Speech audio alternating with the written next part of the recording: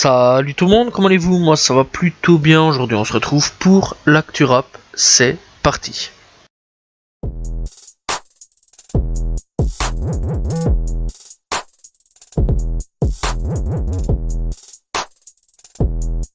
On commence cette semaine avec Niska tout simplement, qui a fait un petit retour pour les 5 ans de l'album Commando, puisqu'elle a lâché 4 titres non retenus venant tout simplement de cet album, et les sons sont disponibles tout simplement sur SoundCloud. Vous tapez tout simplement Zifukuro et vous trouverez donc 4 titres tels que Freestyle Tracklist Commando, donc qui était déjà un petit peu disponible. On a donc après ça on a Shootley, on a Méfie-toi, et alors on a Marlo Stanfield qui franchement est vraiment excellent. Marlo Stanfield, voilà, bref, c'était vraiment des très bons sons, les quatre disponibles tout simplement. C'est dommage qu'ils ne sont pas disponibles sur l'album Commando, mais ils sont disponibles sur SoundCloud, n'hésitez pas à aller checker. Dalla plongé dans une polémique, qu'est-ce qu'il se passe? Eh bien, il est accusé de violence contre sa bouqueuse et Booba a réagi. Depuis quelques temps, tout simplement depuis quelques jours, le rappeur Dalla est au cœur d'une grosse polémique. L'artiste est accusé d'avoir violenté sa bouqueuse. Des accusations qui n'ont pas laissé Booba tout simplement indifférent. Et donc Booba a publié donc plusieurs stories dans lesquelles il s'exprime sur cette affaire. Et donc interpellé par la bouqueuse en question concernant cette histoire, Booba a adressé un message directement à la principale concernée. Bref, donc sur Insta, il a tapé: Ananbou, règle tes problèmes, ne mélange pas tout, tu t'égares, j'espère que tu rendras, que tout rentrera dans l'ordre. Et donc après il remet: règle ce que tu as réglé comme il se doit, on n'est pas dans ta vie, encore moins dans ta vie privée. Si un crime a été commis, c'est déplorable, certes, mais ne mélange pas tout et t'invente pas de vie. Bref, apparemment cette histoire serait faux, donc voilà. Mais Dalla serait un peu dans la tourmente. Apparemment Dalla déclare qu'il a des trucs pour tout simplement déclarer que c'est faux. Bref, on verra au fur et à mesure du temps.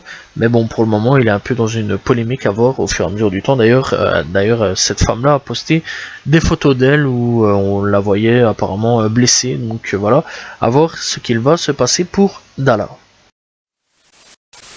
Netflix de retour pour la saison 2 de Nouvelle École, et donc les membres du jury sont connus puisque c'est toujours Niska, Shay et SCH qui sont au jury, et il y a une grosse polémique autour d'ailleurs encore une fois de Niska et de Shay tout simplement, qui ne plaisent pas trop aux gens, puisque les gens ne veulent plus vraiment de Shay en tant que jury sur Nouvelle École. D'ailleurs ça a été pas mal en top tendance sur Twitter, où pas mal de gens se sont moqués aussi de sa coupe de cheveux, soit dit en passant, et surtout de son incompétence en tant que jury. Voilà ce que les gens disaient. Donc voilà, bref, à voir ce qui va se passer, si pour la 3ème saison ou non ils vont la changer, telle est la question. Et aussi, SCH a donné un concert, et donc il a mis deux types, donc voilà, deux rappeurs, voilà, pour qu'ils se battent en gros en duel de rap. Et donc là-dessus, les gens devaient choisir qui avait le mieux à rapper, et donc on découvrirait tout ça durant Nouvelle École saison 2. Donc voilà, bref, Nouvelle École saison 2 arrive très prochainement, logiquement sur Netflix, à voir quand il arrivera, mais il devrait bientôt arriver. Les rappeuses en liberté donneront 2 concerts exclusifs. Alors rappeuses en liberté, c'est quoi? C'est tout simplement un programme en gros pour faire connaître des rappeuses, et donc ce qui est plutôt pas mal, je vais dire. Et donc ils passeront le 30 septembre au Grand 8 à Saint-Denis, ce qui est plutôt cool, donc voilà. Et alors le deuxième concert aura lieu à l'occasion du Mama Festival le 12 octobre prochain. Donc voilà, et d'ailleurs on peut retrouver donc apparemment Doria qui va aussi rapper, donc ce qui est plutôt cool aussi. Et donc la gagnante de ce concours gagnera 2000 €, une participation au festival Les Ardentes, ainsi que la possibilité de devenir égérie de Puma, donc ce qui est vraiment cool aussi. Donc voilà. Et on peut retrouver tout ça sur Instagram, donc vous tapez rappeuses en liberté, donc voilà, pour découvrir des rappeuses. Donc n'hésitez pas à aller checker et d'aller voir aussi leur concert, qui sait, peut-être que vous aimeriez peut-être une rappeuse ou autre, et vous avez peut-être même peut-être devenir fan. Donc voilà, n'hésitez pas à y checker donc pour découvrir plein de rappeuses, peut-être que vous allez en découvrir que vous allez aimer. Si je vous dis Kobalade, Fianso et même Joey Star, qu'est-ce que vous dites là-dessus? Bah, des rappeurs tout simplement, oui, mais à l'heure actuelle, ils font de la pédagogie et Kobalade fait tout simplement du rap d'histoire et du rap de chimie et de physique chimique. Voilà, ça c'est bizarre d'ailleurs. Et donc c'est sur une application de chansons pédagogiques du nom de StudyTracks qui s'est offert un joli coup de buzz ces derniers jours. Et donc oui, puisqu'on le retrouve, Kobalade, qui parle de roi, qui parle de chimie, qui parle de physique, bref, des trucs de ouf, des trucs que jamais personne n'aurait pensé. On retrouve aussi Fianso qui parle d'autres trucs, Joey Star aussi. Bref, donc voilà, et c'est plutôt rigolo, en fait, c'est plutôt rigolo à voir un petit peu ce que ça peut donner. Qui sait, peut-être que Kobalade dans un album va nous proposer des chansons de ce type à voir pour le futur, mais franchement ça vaut le coup d'œil et même le coup d'oreille, n'hésitez pas à y checker, c'est plutôt marrant et original.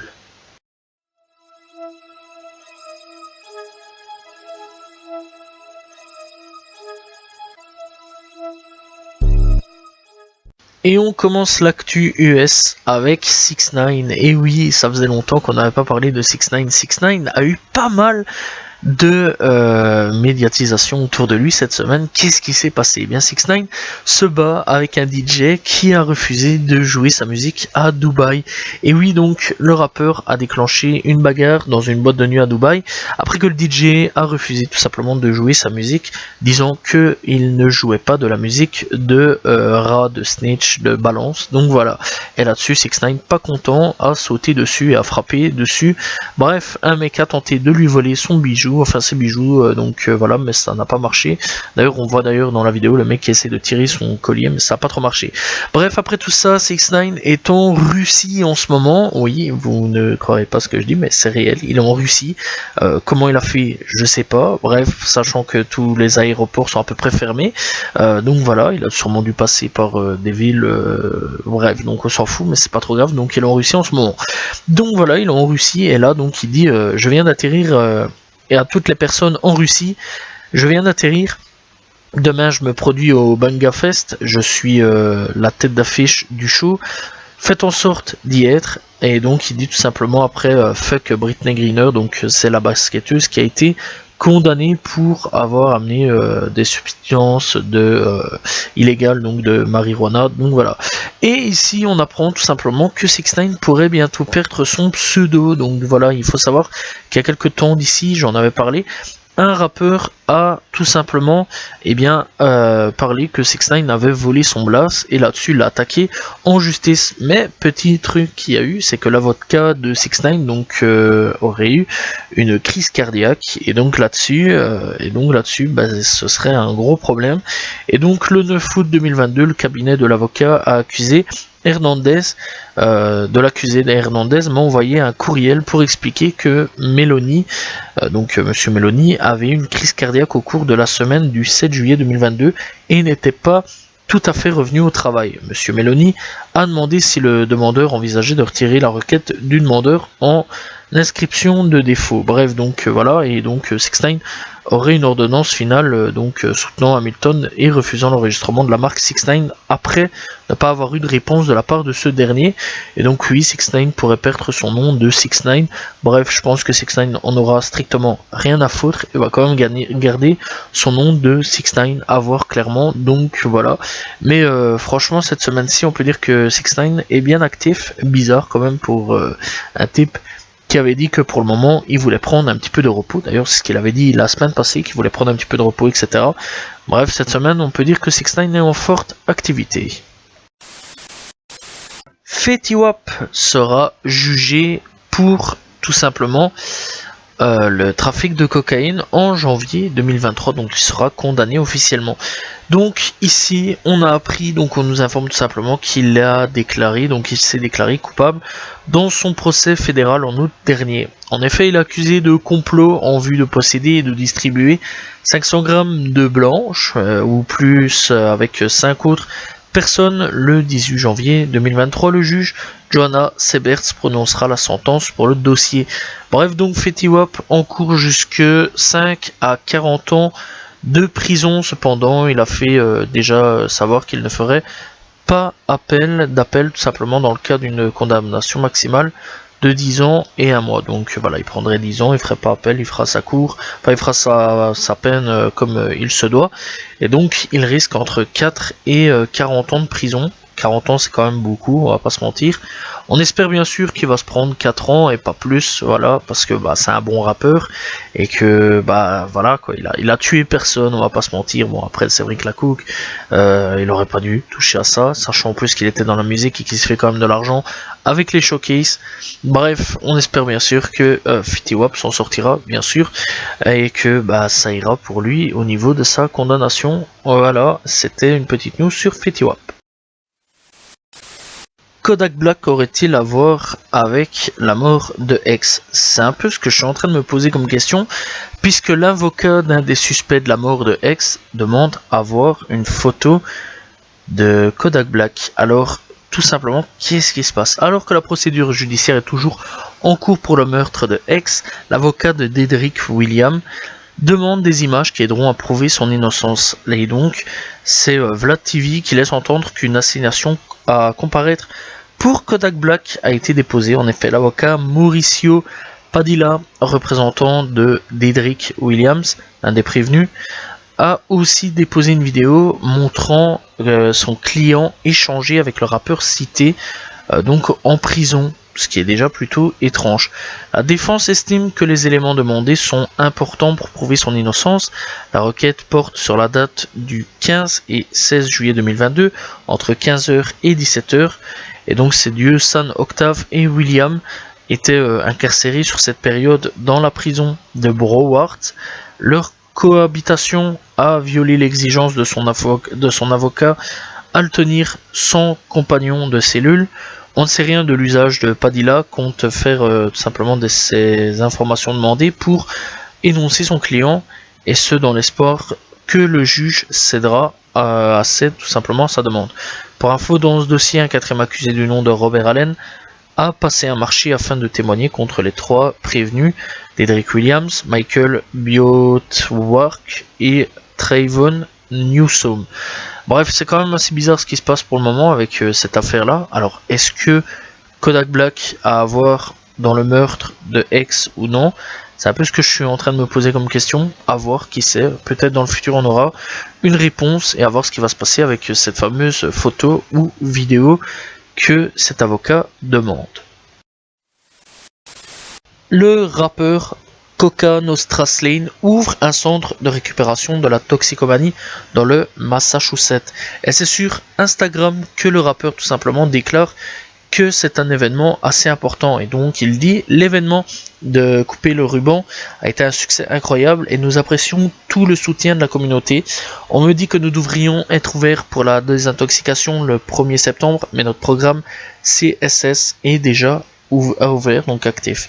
Et donc il dit que pendant des années il a cherché des ressources pour des amis et des supporters pour aider plus d'un, et aujourd'hui bien tout simplement il est heureux d'ouvrir son premier centre pour la désintoxication, ce qui est plutôt cool d'ailleurs.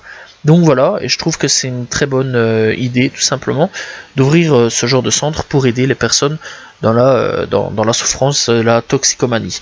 N'hésitez pas à dire ce que vous en pensez. Coup dur pour Lil Uzi Vert puisque son artiste Lota Cash Desto a été abattu, tout simplement. Qu'est-ce qui s'est passé? Eh bien, la police de Houston a confirmé que Lota Cash Desto aurait été tué par balle à Houston, au Texas ce week-end. Selon Fox 3 No, des policiers de Houston ont répondu à un appel concernant une fusillade près de la 5500 Richard Avenue vers 2h40. Heure locale. Une fois arrivés, ils ont découvert un SUV Porsche argenté faisant face à l'ouest et deux femmes à l'intérieur du véhicule qui avaient été abattues à plusieurs reprises. Lota Cash Desto a été déclarée morte sur les lieux tandis que l'autre femme a été transportée d'urgence dans un hôpital voisin. Elle a été soignée et elle devrait se rétablir complètement. Et Lucifer tout simplement a répondu, et d'ailleurs bien sûr on comprend, il est triste, c'était sa petite protégée, et clairement je trouve ça vraiment triste encore une fois un rappeur, enfin une rappeuse cette fois-ci, qui décède encore une fois par balle.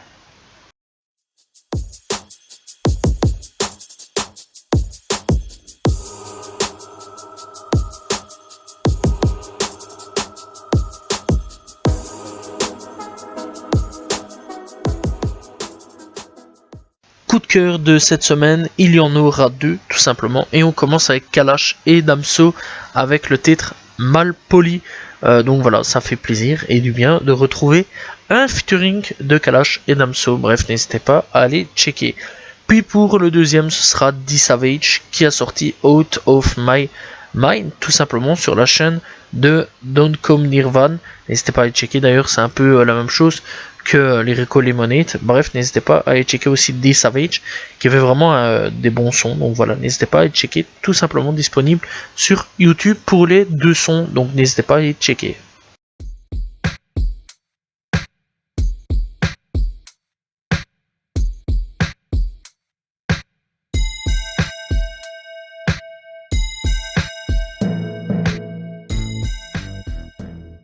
Découverte du jour, malheureusement ce sera un rappeur décédé que j'ai découvert assez tard du nom de Jayo Sama.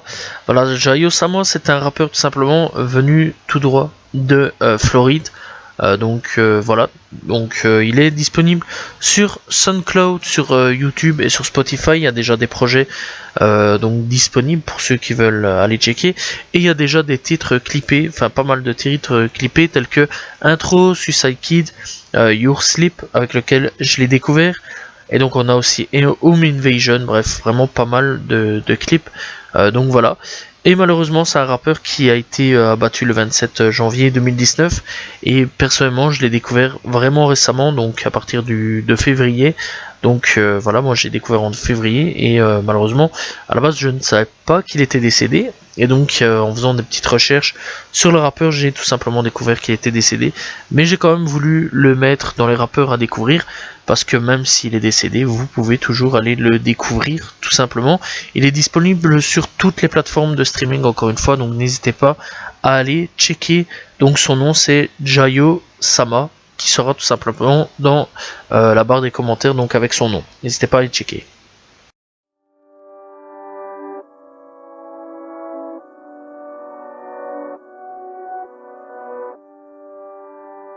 Nous voici avec les albums de cette semaine, et cette semaine on commence avec les albums FR avec Frenetic qui a sorti Rose Noire.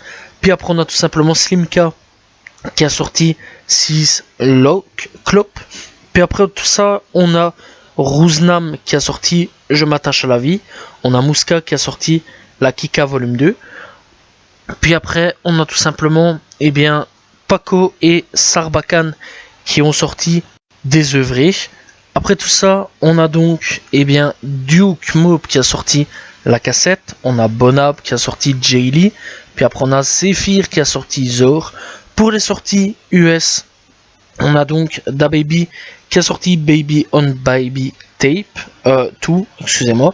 Puis alors on a Cameron qui a sorti avec A-Track, on a donc eu One Stair. Puis alors on a tout simplement Lucky qui a sorti Flawless Like Me. Après on a Money Long qui a sorti Public Display of Affection. On a D-Block Europe qui a sorti tout simplement Lope 5. Puis après tout ça on a Chunk qui a sorti See You Way in Q. Puis après on a tout simplement Sekai qui a sorti Sad Romance. On a Lekaya qui a sorti No Pressure Partie 2. On a Des Dior qui a sorti tout simplement Raw. Après on a tout simplement Ransom Mayor qui a sorti This Life Made Me.